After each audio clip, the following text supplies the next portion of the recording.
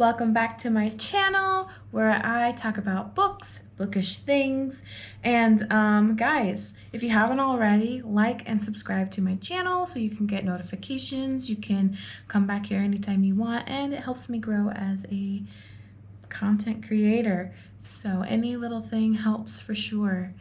Okay, so this week I read pages 200 to 400 in Wizard's First Rule, hence episode 2. So guys, if you haven't seen the first one, go ahead and click back and go watch that. Okay, so as you can see, I have sticky noted my book like a madman. So I have my notes up. I have transferred my sticky notes into a document so I can just, move a little bit easier. I'll try not to make this as long as the first one is. I'm so sorry, guys. So a little refresher, the group are trying to travel over to the boundary, and once they get to the boundary, they stick a stick through to see what would happen. And as they do that, there is a heart hound on the other side that just crushes this stick. He devours it just like that. So as soon as that happens, they pull the stick back and they're like, this is what's waiting for you on the other side. Are you ready? Let's go. Come on, Richard. You just come with me. Come with me. Let's go.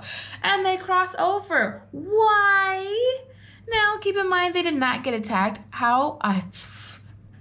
The reason why they don't get attacked is beyond me, because there's no time in between putting the stick over and crossing over. If it was me, I would not have crossed over, not in that close range of time, because I'm a little worrywart. And I know I'm not the only one. So let's see, guys. This whole time that I've been reading the book, I have been imagining Richard as kind of a scrawny build, skinny, and they get in an altercation where two people get knocked out and Kaylin's being dragged through the border, and in order to get anybody to safety, Richard has to pick them up and carry them away.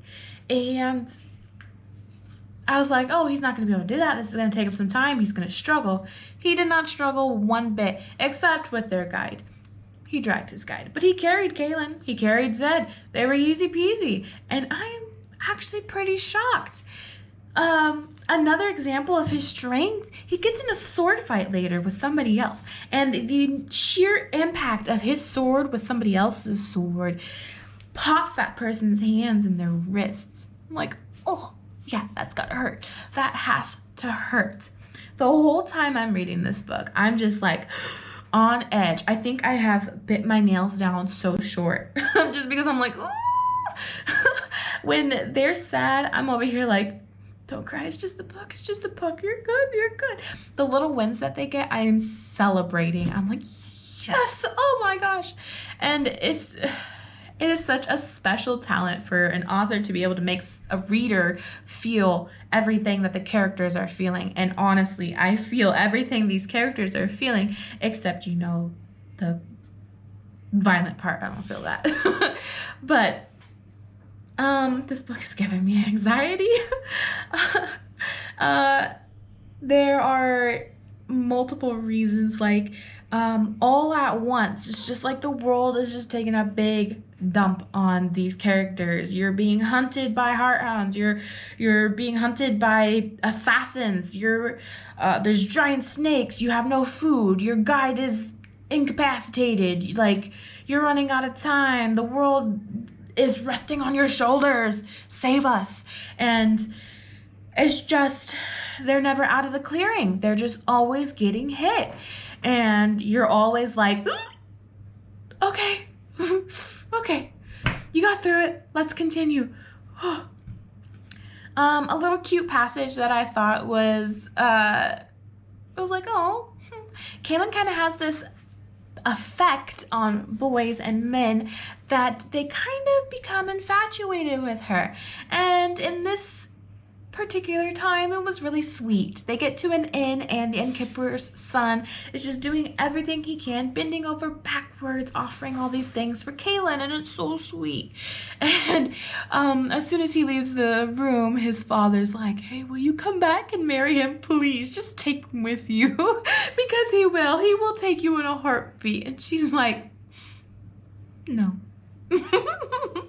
No, I will not. But thanks for thinking of me. And of course, you know, the world just takes another dump on them, and they just have to get out of there soon, quick, fast. And they get to a sorceress's house, trying to hope that she can help the two that are unconscious, and then she gives them some guidance. So I have to ask this question. What the heck is Michael doing? This whole time his brother has been gone. Is he not worried? Is he not looking for him? Obviously he's not looking for him because nobody's come to find them.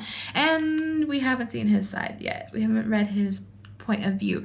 But like, these people hear his name, and at the sheer utter, they just lose their mind. They freak out. So I'm thinking, this is my hypothesis. You heard it from me here to predict it. I think Michael is working with Darken Rahl. I think he is on his side. I think he is devious. I think he's manipulative, and I think he is working with him. I said it here. I probably will find out within the next 200 pages. If not, for sure the next 400 pages, because that's all that's left is 400 pages of the book. There's been a couple funny scenes in this. I'm trying to rush through, so I'm not keeping you guys here for another 18-minute long video. Of course, you've got some freaky scenes in here. There's these new creatures that are introduced, and honestly, it can give you nightmares. It is the stuff of nightmares for sure. This book is gory. It is gory. I'm loving it because it's something completely different from my normal genres.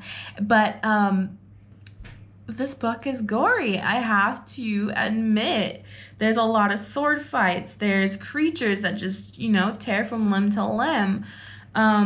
You do get to see Rahl, Darken Rahl, Father Rahl, his point of view for a very short time in the pages that I read recently, and he's insane. He's mental, completely mental. He thinks that, you know, this is his truth, and he's doing his will and all that, right, for the better good. Let me just tell you, he enjoys killing, but not because he just wants to kill people. In his words, he likes to see them squirm. He likes to watch them squirm before he kills them. He is not above rape. Let me tell you, this man is nasty. He is just nasty, just pure evil. And what's kind of interesting is the author depicts him in a fatherly persona for a little bit of that section of reading, mainly because Rahl is trying to persuade a child, you know, into sacrificing himself. But besides the point, you get to see this vile creature person show off a more gentle, caring, fatherly side, which for a second, I do have to admit, had me thinking, well, maybe he isn't bad and it's just like perception, you know? No, this guy is just pure evil. Pure evil. One scene, I have to say this, and it is a spoiler, so if you're reading this, I apologize. It's on page 282.